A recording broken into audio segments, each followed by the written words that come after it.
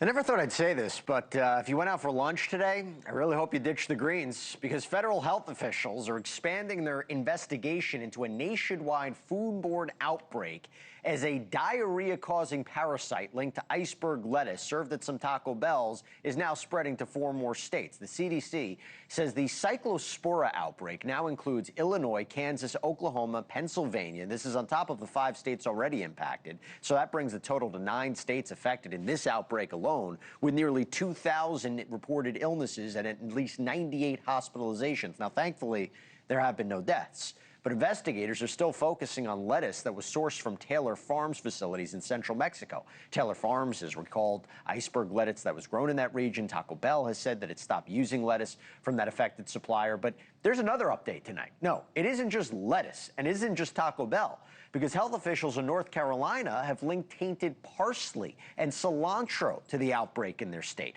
And they say they aren't entirely sure about the source of those tainted herbs. And to make matters worse, the FDA announced that it's investigating an entirely separate outbreak of the parasite that has already infected 72 people, though they haven't said what products caused the outbreak or where these people were infected are, or where the infected are, rather. Health officials warn that this is already the largest U.S. Cyclospora outbreak on record, with over 4,000 total confirmed cases nationwide, thousands more under investigation.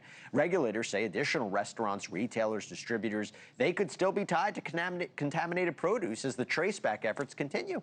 How are consumers supposed to protect themselves? More importantly, when is this going to end? When is it safe to eat a salad again? So here to help us answer some of those questions is infectious disease epidemiologist at the Harvard Belfer Center, Dr. Syra Madad. Doctor, good to see you again. I mean, this seems very concerning that you're seeing multiple sources now and they can't seem to get a direct link. What's going on here? Well, I think there's a few things. One, cyclospora is an intestinal illness that is caused by a parasite. And what we're seeing is multiple different outbreaks of cyclospora, the largest being the shredded lettuce, iceberg lettuce being sourced from Taylor Farms. But what's important here is that when we talk about these different types of foodborne outbreaks, is that we should pay attention to the recalls that are happening through the FDA. And so there's a lot to unpack here. There's lots of different issues from the regulatory standpoint as well as from the biological standpoint of the parasite itself. The one thing that I'll mention is that in America, we have an industrialized food system, meaning we have multiple farms across multiple states. But when we talk about processing and distribution, it happens in some of the same plants. And so one pathogen coming into a food supply can very quickly span across multiple states. And that's exactly what we're seeing. So what do people do? Yeah, so couple of basic, infection prevention and control mechanisms here. One is you want to make sure that, you're paying attention to the food recall. So if you have any of these iceberg lettuce in your refrigerator, you want to go ahead and toss it, making sure you're washing your hands and cleaning the surfaces that may have come in contact with it. You want to make sure you're cleaning your produce well, and that you are cooking produce to essentially, when we talk about cyclospora, heat is what kills it. So cooking it to 150 degrees Fahrenheit is the best way. But if you're making a salad, what do? Use vinegar, baking soda? Yeah, so I would first avoid, shredded lettuce. Avoid lettuce. Just avoid lettuce now. Avoid kale, everything. We'll avoid any kind of leaf. No, absolutely not. We want to make sure that you have a good, wholesome diet. And so I would avoid, lettuce from Taylor Farms, but you can go to locally sourced lettuce. You could use other produce. You just want to make sure that, you are eating, food that is, washed and prepared well. But if you're high risk, like pregnant, immunocompromised, you want to take additional precautions. So perhaps avoiding those food sources would be good. But people are now like cilantro, parsley. What is it mixed in? Let me ask you this. How do they get control of this? I mean, how does an outbreak like this usually end? Yeah, so when we talk about this particular outbreak ending, one is that because now it's known, luckily, many of these items are going to be off the shelf, and so hopefully we'll start seeing a plateau of cases.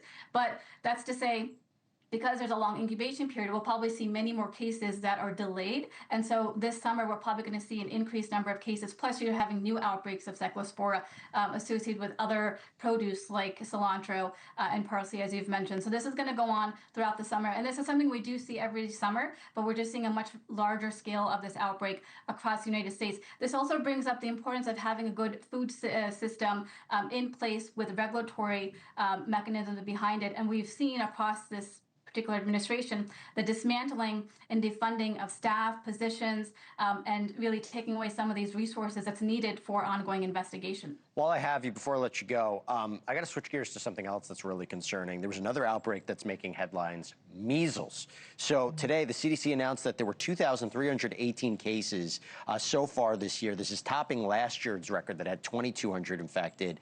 We thought it was eradicated in the U.S. in 2000. What's going on right now?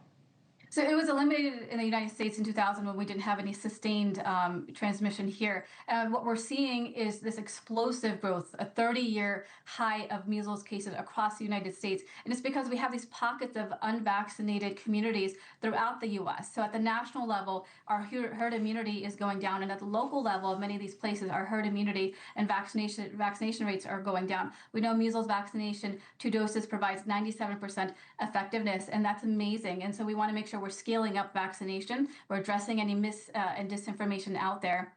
And the other thing I want to mention is that measles is not a benign infectious disease. It can cause encephalitis, which is brain swelling, pneumonia. It can cause ear infections leading to permanent hearing loss. And so there's so many issues associated with measles just beyond the rash.